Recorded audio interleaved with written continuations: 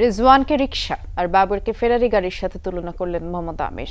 ফেরারি থেকে তুমি রিকশায় নেমে এসেছো, বাবরের সাথে তুলনা দিয়ে এমন মন্তব্য করে পাকিস্তানের অধিনায়ককে কটাক্ষ করেছেন সাবেক এই পেসার।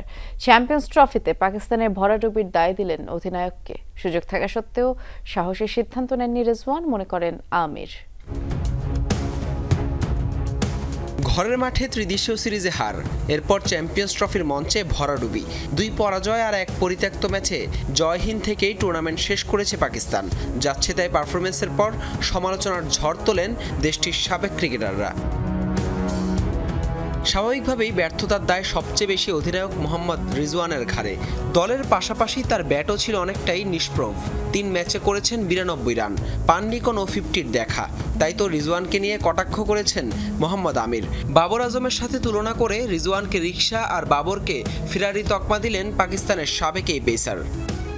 তুমি ফেরারি থেকে এখন রিকশায় নেমে এসেছো। একসময় আমি রিজওয়ানকে খুব পছন্দ করতাম। সে ঘরোয়া ক্রিকেটের পাশাপাশি পিএসএলেও অধিনায়কত্ব করেছে এবং তার দল ফাইনালও খেলেছে। কিন্তু হঠাৎ করে 2-4 মাসের মধ্যে তার সিদ্ধান্তগুলো বদলে যেতে লাগলো। আমি জানি না কেন বা কি হয়েছে, কারণ আমি 2-4 মাস ধরে তার সঙ্গে ড্রেসিং রুম ভাগ করিনি, কিন্তু তার সিদ্ধান্তগুলো খুবই অদ্ভুত লাগছে। পরিস্থিতি বুঝে সাহসী সিদ্ধান্ত নেওয়ার ক্ষেত্রে অধিনায়ক রিজওয়ানের ঘাটতি ছিল বলে মনে করেন আমির। যদি অধিনায়ক বলে যে তার কোনো ক্ষমতা ছিল না, তাহলে সেটা মিথ্যে। তার কাছে ক্ষমতা ছিল, সে চাইলে কিছু গুরুত্বপূর্ণ সিদ্ধান্ত নিতে পারত, কিন্তু সে তা করেনি। কেন করেনি তা আমি জানি না। রিজওয়ানের আগে পাকিস্তানের অধিনায়ক হিসেবে দায়িত্বে ছিলেন বাবর আজম। ব্যর্থতার দায়ে অধিনায়কত্ব ছাড়তে হয়েছিল এই পাক তারকাকেও। যদিও আমিরের মতে এই ভূমিকায় দুজনের মধ্যে বেশ পিছিয়ে রয়েছেন রিজওয়ান।